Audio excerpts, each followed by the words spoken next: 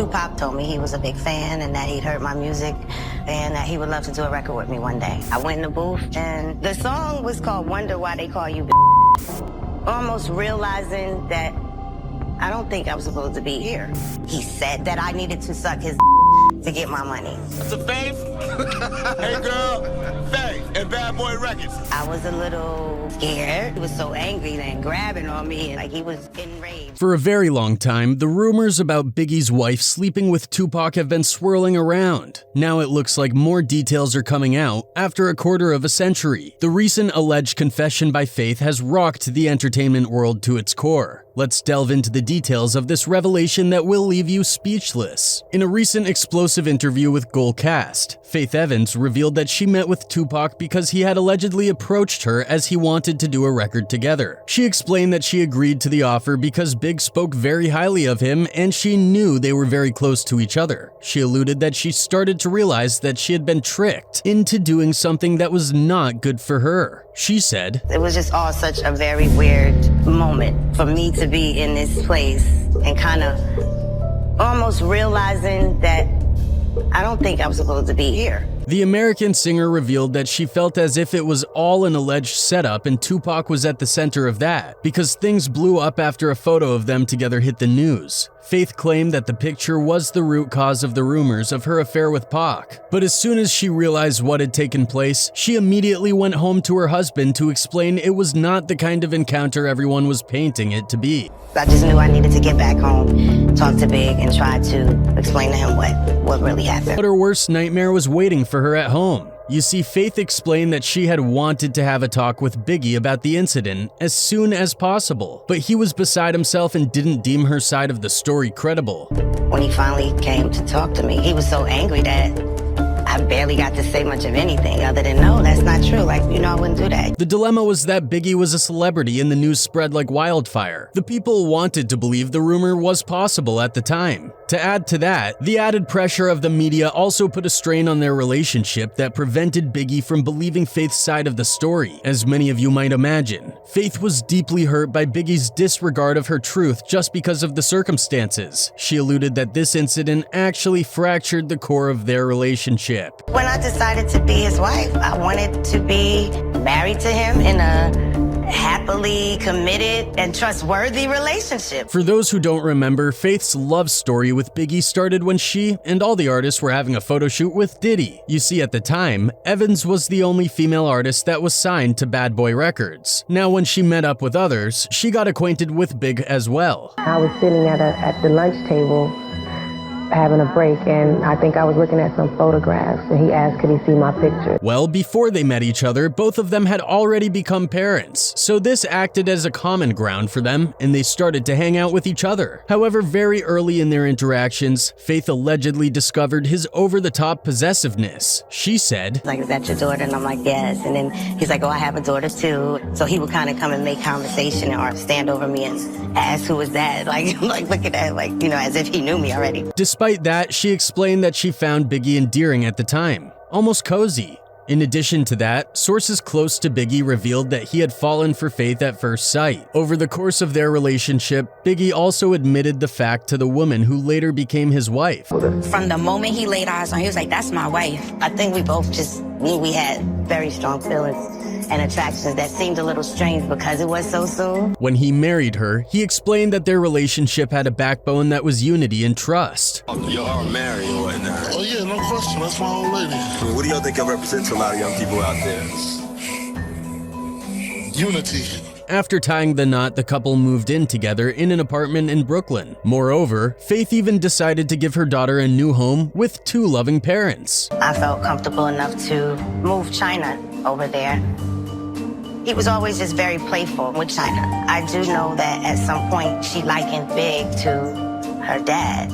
After only a few months, Faith and Biggie's relationship underwent a noticeable transformation when Biggie's career began to soar. The demands and pressures of his newfound success had an impact on their relationship, potentially altering the dynamics of their relationship. Before you think she was just being jealous, think again, as she had already released an album and was promoting it. However, at the end of the day, she went home, but she claimed that it wasn't the case for Biggie. Big started being on the road A whole lot more. I mean, and I was on the road as well, but he started spending a lot more time away from our apartment. The singer explained that she had an inkling that Biggie was doing more than just work while staying away from their apartment. He would be in hotels in the city, you know, and it was kind of like, it just didn't feel right. Big went on the road with the Junior Mafia and Little Kim. But unfortunately for Evans, things turned out exactly like she had suspected. You might be shocked to know that Lil' Kim and she were actually good friends before she found out something was going on between Kim and Big. My first impression of Kim was she was cool. I really thought she was cool. She was fun. Big kind of encouraged me to befriend her, you know? It was like, okay, that's his artist. I didn't have a problem with that at all. As you could expect, Big started to pressure her into bringing Kim to places and going shopping with her that she felt was pretty weird. He used to be like, oh, take Kim to the gym, or take Kim shopping with you, or, you know, whatever. I remember even a time when Big was staying at a hotel and Kim was there. Faith explained that she started getting really suspicious about their relationship when she came to know that Kim had been speaking about her marital matters on a public platform. Kim allegedly claimed that their marriage was not a real marriage since they did not have promise rings. I remember her going on the radio saying like something about me and Big and there's no rings. And it was just weird to me why she would be speaking on me and our marriage. Kim was discussing her connection with Biggie in a manner that could have been interpreted as a romantic relationship. She emphasized that only she and Biggie truly understood the nature of their bond and what their relationship was like. From Faith's perspective, there were subtle indications that something more than a platonic relationship was transpiring between them. Well, she did what any married woman would do. She decided to raid Big's place to catch them in the act. It was all dark, and I just started touching around,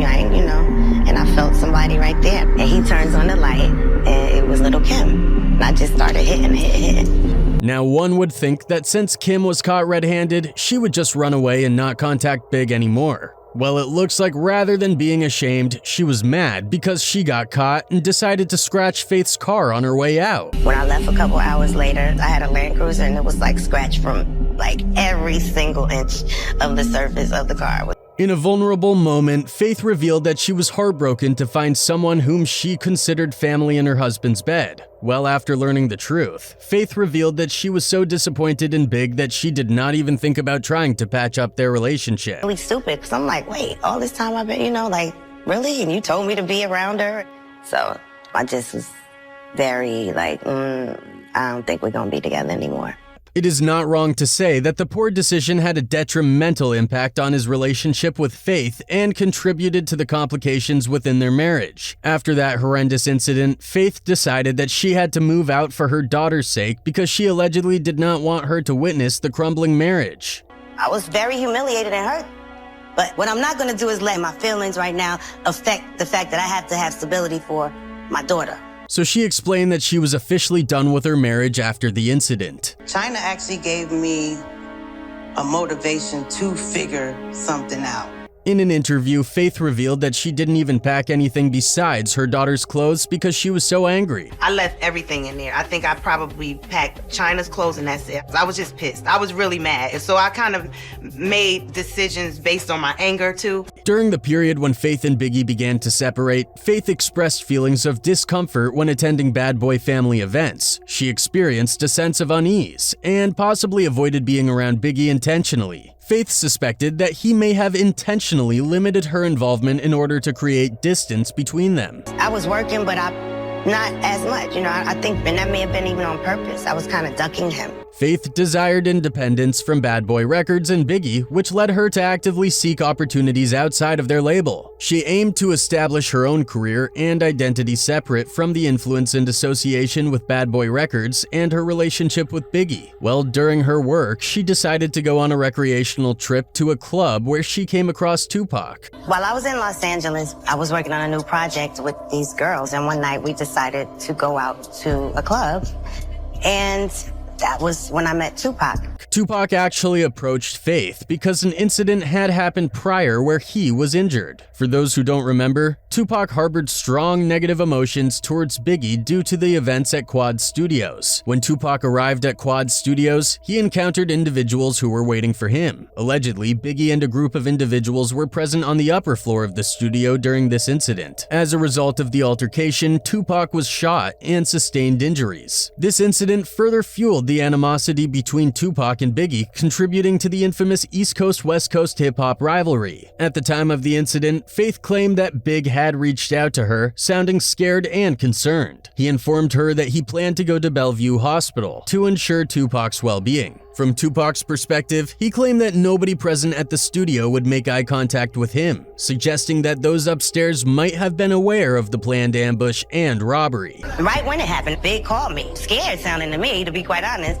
So he told me he was gonna go to Bellevue and make sure he was okay. It is possible that Tupac saw his connection with Faith as an opportunity to retaliate against Biggie. Tupac told me he was a big fan and that he'd heard my music and that he would love to do a record with me one day.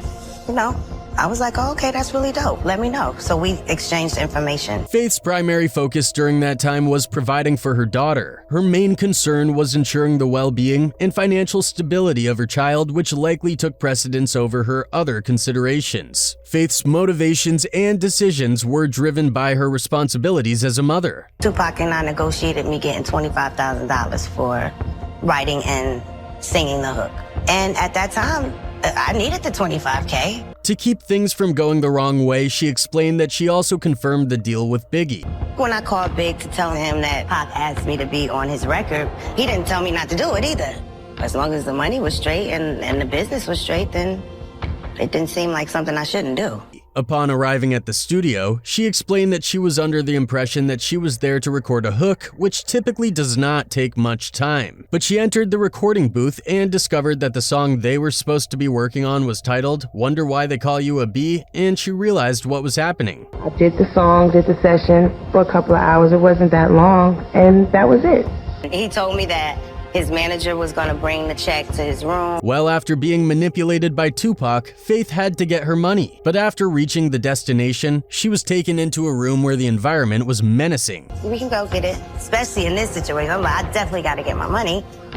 When we get to his room and his friends, they all, kicking it and having drinks and smoking. In a shocking revelation, Faith claimed that Tupac started harassing her in front of everyone. She explained that she was so shocked and upset that she started crying. He said that I needed to suck his to get my money. And I was shocked. After being humiliated in such a way, she claimed that she just left the room without ever getting her work's worth money. I think I kind of started crying a little bit, being somewhat humiliated that he would even think that that's how it is. And I never got my money. I ended up leaving. In his song Hit 'Em Up, Tupac not only taunts Biggie but also makes provocative claims about having a relationship with Faith, Biggie's wife at the time. These lyrics were meant to further provoke and humiliate Biggie, adding fuel to the already intense rivalry between the two artists. Why was I the poster child for the beef? What is really going on? I just knew I needed to get back home, talk to Big, and try to explain to him what. Although things had become rocky in their relationship, they were still legally married. But Biggie came to her hotel and started screaming at her without ever letting her speak her side of the story. I locked him out of the door because I didn't know what he was going to do. He was so mad. He was just screaming like, what? Why is he doing this? I barely got to say much of anything. After his abrupt episode, Biggie allegedly left. But although he was angry, he still missed his wife. According to Faith, Big has called her to come to him to spend some time with him. However, this time nature had its way and she got pregnant. When he called me to come see him in New Orleans, he just kind of appealed to me as if he really wanted to see me. He really wanted to spend some time with me. And I went down there. I know for a fact that's when I got pregnant. When Faith informed Biggie that she was pregnant, he appeared surprised and questioned her certainty. However, she assured him that she was indeed sure about her pregnancy. Following that, when Biggie's song, Brooklyn's Finest, was released, it caused rumors to circulate in the media suggesting that Faith was carrying Tupac's child. The lyrics of Biggie's song further fueled these speculations, as he mentioned that if Faith were to have twins, they would be Tupac's. I didn't even speak to him. I was so mad at him. According to Desiree Smith, Tupac had been plotting to sleep with Evans since the time he was incarcerated in '95. As Biggie and Faith's marriage was coming to an end, Tupac seized the opportunity. Tupac was able to link with Faith, and the two would record a song together. Although the record was never released due to Bad Boy Records not approving the song, the damage had already been done. Desiree recalled, quote, "He called me and he was like, I did it. I'm like, what did you do? What happened? What you did? And I'm thinking something musically or a role, and he's like, I effed her. He was like, yeah, that S was easy." During the height of the East Coast-West Coast hip-hop rivalry, the media portrayed Faith as a central figure in the conflict. There were reports suggesting that the tensions between the two coasts were fueled by Faith's relationships with both Biggie and Tupac. The situation escalated to the point where individuals were issuing threats and warnings, advising people from the East Coast to avoid traveling to the West Coast. The overall atmosphere became increasingly charged and dangerous, with a sense of impending conflict or violence. The intensity of the rivalry created a palpable fear that someone would ultimately suffer harm as a result of the ongoing feud. It felt like, somebody is gonna get hurt. I think I was in my apartment in Manhattan when Big called me to tell me that Tupac was killed. Given the escalating tensions of the East Coast-West Coast rivalry, Faith began to fear for Biggie's safety. She recognized that individuals might go to extreme lengths to defend their beliefs or allegiances. And in such a volatile environment, there was a genuine concern that Biggie could be targeted or harmed. I started to fear for Big's safety. People sometimes go to certain extremes for things that they stand for, which they don't even know the truth about sometimes. And I just did not want that to ever affect the people that I love. During the period of Faith's pregnancy, her communication with Biggie became less frequent. While he would check on her regarding the pregnancy, their interactions were not as frequent or intimate as before. However, there was a specific moment when Biggie expressed his concerns and uncertainties about the future. Faith wished at that time that they were closer and had a stronger connection because she sensed a difference in Biggie's voice. But I do remember him saying what's gonna happen? What's going to happen next? I specifically know that was a moment that I heard a difference in his voice. Amidst the chaotic circumstances surrounding Faith and Biggie, their son Christopher was born. Faith witnessed Biggie's profound adoration and pride as he looked at their child. It was a perfect moment filled with love and tenderness. Faith recalls that she may not have been the first to address the situation, as Biggie likely started crying and apologizing to her for any past mistake of doubting her. I don't even think I addressed it first. He probably started crying or something and apologizing to me, and then we kind of, that was the way we talked about it. When CJ was born, Biggie was filled with joy and expressed a strong desire to be an involved and dedicated father. He had hopes and plans for his son, wanting to create a legacy and see a reflection of himself in CJ. Faith could not help but entertain the thought that Biggie's newfound happiness and commitment to their child could potentially lead to a reconciliation between them. While she acknowledged that any potential reunion would require significant effort on Biggie's part, the idea did not seem unfavorable. However, tragically, Biggie never got the opportunity to work towards rebuilding their family, as his life was abruptly cut short. If there was any way of us getting back together, most of the work would have had to been on his part.